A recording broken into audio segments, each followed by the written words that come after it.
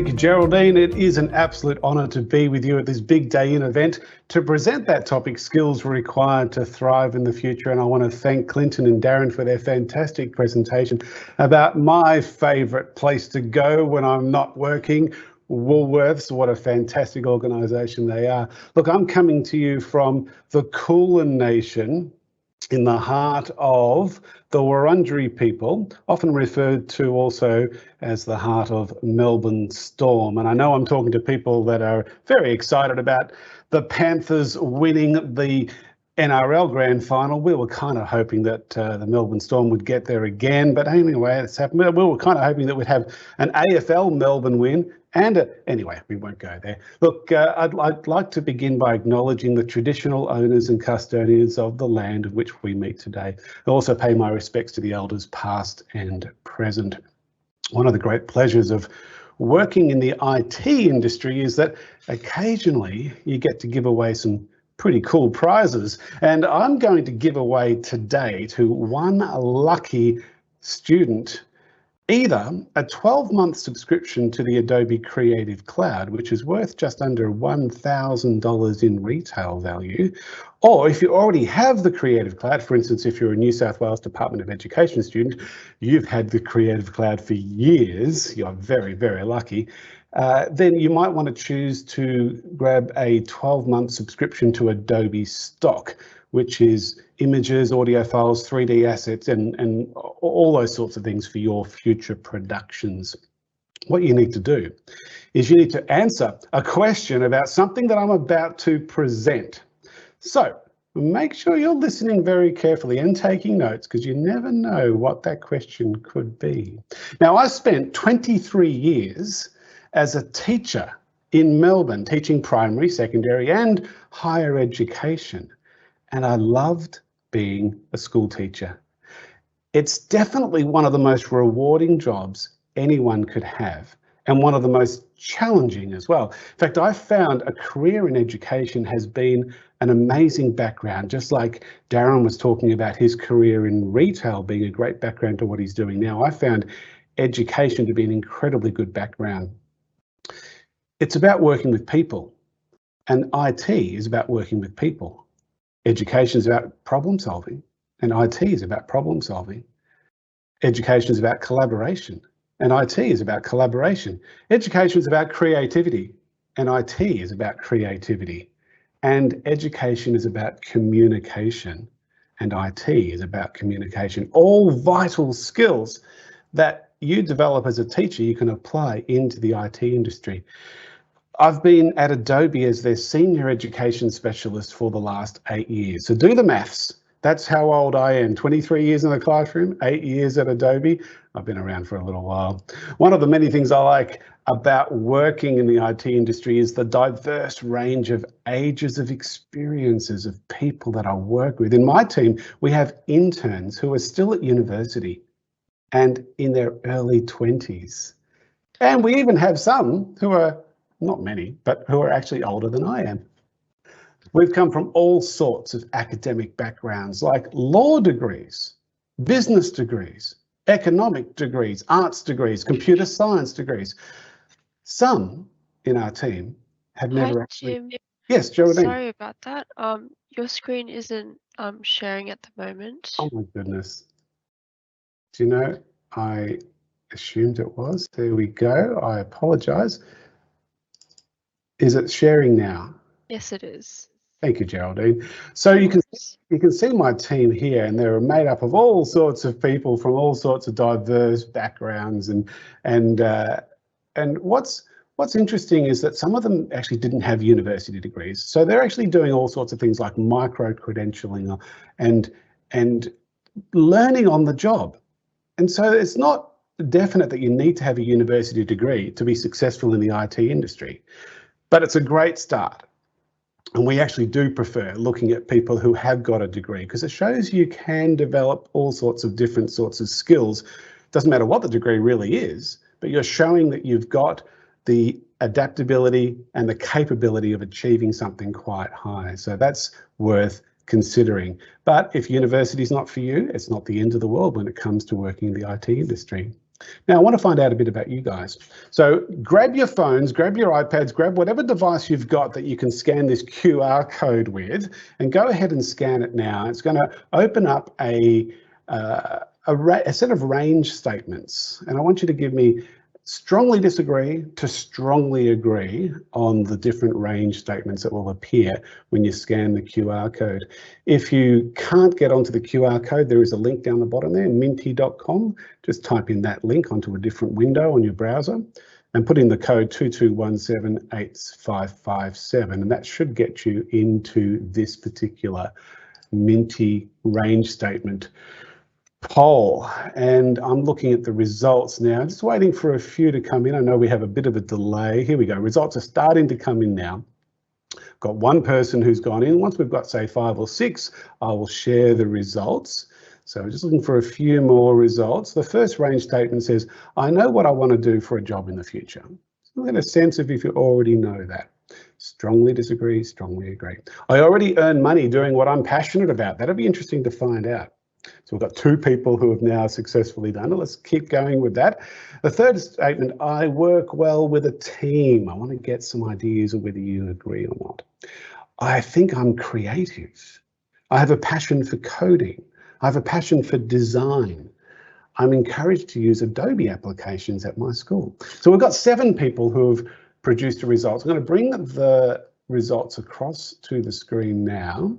And if you still need access to the link, it's at the top of the screen, www.minty.com, and then the code is there as well. So out of the 8 people now who have done this, I know what I want to do for a job in the future. We've got around about halfway. We've got 1 person who strongly agrees, 5 people who agree. We've got 3 who kind of disagree, and then 1 in the middle. So it's quite a spread there in terms of knowing what you want to do in the future, which is quite normal. Now, at your age, still a long way to go before you might want to settle on what you're going to do, and who knows what the future is going to be like when you're ready for the workforce. I already earn money doing what I'm passionate about, and we've got 6 of you who strongly disagree with that, but 1 of you, 2 of you who agree with that, 1 in the middle. I'm very impressed to see that there are 2 of you who already are earning money now doing what you're passionate about. And that's something I want to encourage you to think about doing now while you're at school. Try and think entrepreneurially. Try and think about starting up a small little business now while you're still at school. We'll talk a bit more about that later.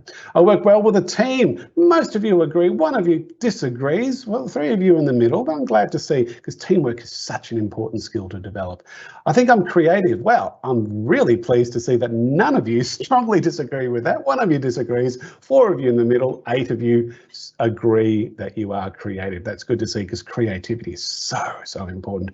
I have a passion for coding. Well, there we go. Only 1 person strongly disagrees, 2 people disagree, 3 in the middle, and then we've got 7 of you who are in the agree side. So that's great. We've got a nice spread.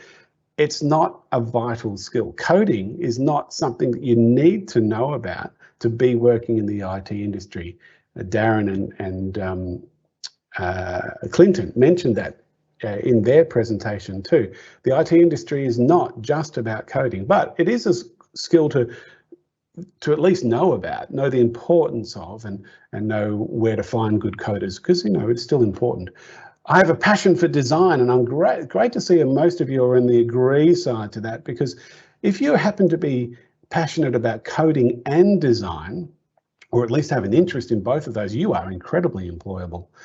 I'm encouraged to use Adobe applications in my school, and I'm very pleased to see that most of you agree with that, because especially if you're a department school, New South Wales Department of Education have been one of our long-term partners at Adobe, and they've provided you with the Adobe applications for years and years and years at your school at no cost for the school, which has just been awesome to see. Well, thank you for doing that. Let's keep moving through this presentation. Now, I'm going to ask you to do a little bit of a guessing game for me. I want you to guess who's behind the blue wall. So go to the conversation, go to the chat feature or the Q&A feature, or whichever feature you've got to interact with us. And I want you to tell me, who do you think is behind this wall? I'm just revealing the wall bit by bit. Can you tell me who it is? And Calvin, you might need to let me know once we've got an answer, because I know Calvin knows the answer. Who do you think this person is as the wall is being revealed? We should be able to get some guesses now. We've got it. Anonymous. Great name, Anonymous. Anonymous says, Billie Eilish, you're absolutely spot on. Now, we've been partnering with Billie. I want to play this clip now so that you can see what the latest partnership with Billie has been with Adobe. For me, creativity starts with what ifs. Like, what if it takes place in a white void? Or maybe beige? No, black. What if there's fire? Did that already. What if there are some old cars? Or not? Let's see that in slow motion. Yeah, it's too much. What if it's in suburbia? That's not right. What about my look? Meh. That's cool. What if it happens in the rain? Yeah, this is it. Now, create what's true to you.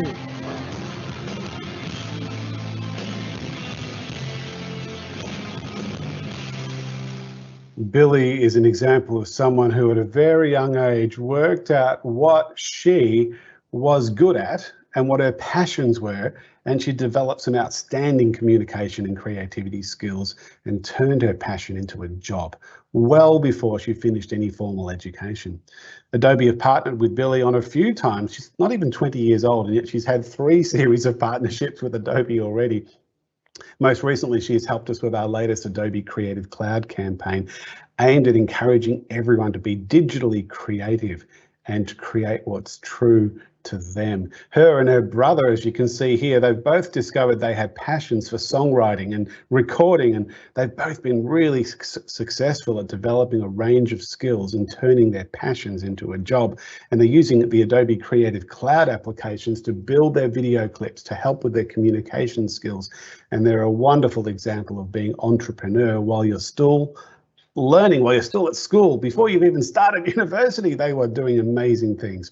One of the great pleasures of my job is to visit schools and universities around Australia, around Southeast Asia, and even into the United States of America, and meeting students who are really creative, doing their schoolwork, as well as turning their passions into a job.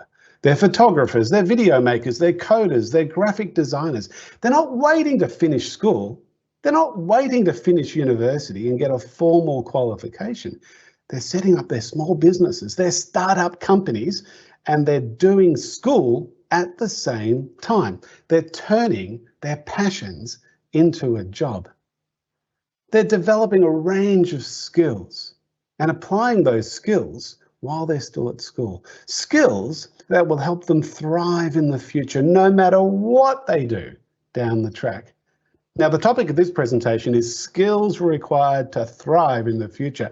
And I'm about to share with you a list of what is widely recognized as the most important skills to thrive in the future workplace. This research from the World Economic Forum has been researching important future skills for many years now. And consistently, what you're about to see are what are considered the top 5 most important skills. So the 5th most important skill here, according to this research, is coordinating with others, teamwork, collaboration. How are you at that?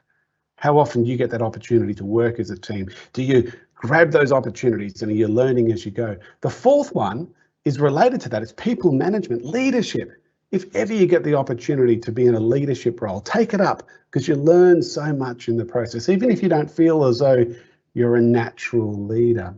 The 3rd most important skill, this blew me away when I saw it, creativity. And this is the World Economic Forum talking. This is world political leaders, business leaders. This is not Adobe. Obviously, as at Adobe, we would be saying creativity is important, but this is world business leaders saying that creativity is important. Keep developing those creative skills as you can. 2nd most important skill, critical thinking. Thinking for yourself, not just accepting everything that the internet says, not just accepting everything that the big day in says. Think for yourself, come up with other sources and then make up your own minds about things. The most important skill, complex problem solving. Now, these are often referred to as soft skills. I like to call them vital skills. Calling them soft skills can appear to undermine their importance. It's these vital skills that should be on display, as you should have evidence of when you're going for jobs. Back in 2019, the World Economic Forum and Microsoft joined up, partnered for this bit of research, and they did a study on the most in demand of the soft skills. And they came up with these: time management, adaptability, collaboration, persuasion, and look what hit number one: creativity. The most important of the soft skills. Just amazing. And Adobe was involved in a study last year that looked at 2 million job advertisements and 2 million resumes across 18 different careers. And we found that skills like collaboration, communication, and creativity are highly sought after by up to 70% of hiring managers, but only a small fraction of applicants actually featured these skills in their resumes or in their interview conversations. When you do get into a job interview situation, try and share your communication and creativity skills.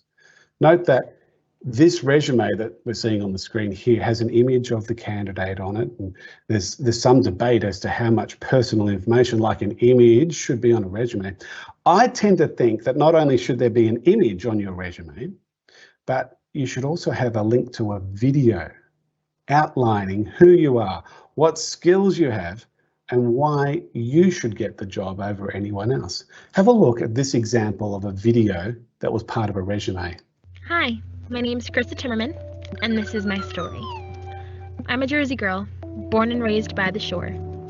Growing up, I was a classically trained singer. When I was older, I loved the flashy New York life and the gritty rock scene of Asbury Park. After some street team activities for a local band, I began to see the big picture, and I knew I wanted to work in the entertainment industry. In 2010, after graduating from Howell High School, I moved to Orlando, Florida to begin my degree at Full Sail University. At school, I studied entertainment business with my own personal focuses on branding. How cool is that? Like, you can look that up on YouTube. It's there for other people to see as a great example of this young lady showing off her skills. Now look at all the different elements that she featured in this resume. How did she put those together? What software skills was she learning to develop these? Now you're probably thinking in your mind, yes, there's definitely some Adobe products being used, and you're absolutely right. And I want to challenge you. You all have access to the Adobe Creative Cloud. If you're a Department of Education school, you've had access for years. If you're a Catholic or an independent school, the school is very likely to have licenses for you, but you may not necessarily directly have them on your computer. You have to ask for them. There's not many schools in this part of the world that don't have access to the Adobe Creative Cloud. And I want you to think about how you can stand out from the crowd. And using our tools to allow you to do that, it's just outstanding. I'm really pleased to know that both the Victorian and the New South Wales government have provided these tools for all of their secondary students, and in New South Wales, all their primary students as well. And you're learning great skills as you're developing and learning these applications. It's actually 23 different desktop, laptop apps that are part of the Creative Cloud. It's 11 mobile apps. Sorry, 23 mobile apps, and it's 11 web apps and resources. I like to call it a digital makerspace for design, for collaboration, for problem solving, for communication and creativity. And look at all the things on that slide that you can create with using the Adobe Creative Cloud. I like to break the Creative Cloud down into two different categories. There's the low lift but high impact apps, such as Adobe Spark, which is totally free. Like, even if you're a school that doesn't have the Creative Cloud, you can have Adobe Spark totally for free at your school. Just look up Adobe Spark, spark.adobe.com/edu to find out more if your school hasn't already got access to it. But these are great tools: desktop publishing, video storytelling, web page publishing tools, totally for free, which is awesome. And there's some of our low lift, high impact apps. You got Premiere Rush, which is a next step up from Spark Video. Not as complicated as Premiere Pro, but a great video editing solution. So you can make those video resumes on your phone, on your tablet, on your desktop, on your laptop, with something that isn't as complicated as Premiere Pro, which is the ultimate video editing solution. Character Animator, I don't know if you've come across that. Real-time animation. You can bring in puppets and have them animated in real time because the webcam tracks your face, and as you move your head, the puppet moves its head. It's just awesome to see the creativity that can be applied. Apps like Adobe XD, apps like Illustrator and Photoshop. I love it when history teachers say, instead of writing an essay, an assignment, I want you to create a video story with Spark Video. I love it when students say to their teachers, do I have to use PowerPoint again, miss? Can I create a mobile app instead with Adobe XD? Oh, well, I don't know how to help you, but go ahead, the teacher says. I love it when English teachers say, instead of presenting a traditional book report, this time I want you to use Adobe Audition to create a podcast about the book and why you recommended it. And by doing that, you're learning these 21st century communication skills, which are just so vital.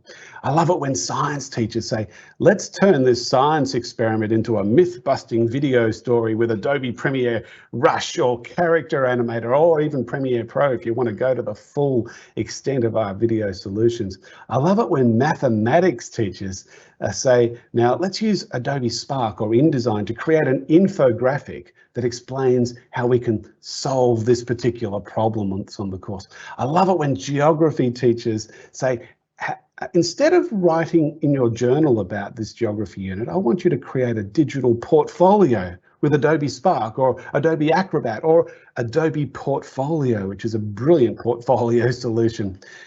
That is how teachers encourage students to be creative, by engaging with the curriculum and be better prepared for future workplaces when all of the above media that I've just mentioned is regularly used to help communicate in a wide variety of ways. Now, if you ever need any help, this is a slide that's been up there for a little while. It's helpx.adobe.com. It's a beginner's guide. It has beginner's tutorials. It also has full-on advanced tutorials for anyone interested in developing their skills further with the Adobe tools. If you are new to the world of Adobe, I highly recommend the Adobe Spark tools. And there's that link if you want to get access to Spark at your school for free. Look, if you're a teacher out there listening to this, or even if you're a student, suggest this to your teachers. We've got a fabulous program that we launched last year called the Adobe Creative Educator program, or the ACE program as we call it. We had about 15 professors, PhDs, associate professors help us put these courses together to encourage teachers to understand the importance of creativity. It's not about Adobe, it's about creativity in education, and we've now got close to 40,000 teachers who've enrolled in the first course. So that link there, share that with your teacher because it's a fantastic course to do, and it's totally free. The Adobe Creative Cloud, we have a program called the Adobe Education Exchange, which just recently in July this year, we hit 1 million teachers in it. So teachers, get on board, edx.adobe.com to find out how you can use these tools in all areas of the curriculum. As I mentioned earlier, creativity has consistently been one of the most important skills for you to develop and foster and to help you thrive in the future, no matter what you do, whether you end up in the IT industry or any other area of work. Anyone can develop their creative potential, their creativity, their creative thinking. They can learn to be creative. You can use our tools to help you be creative.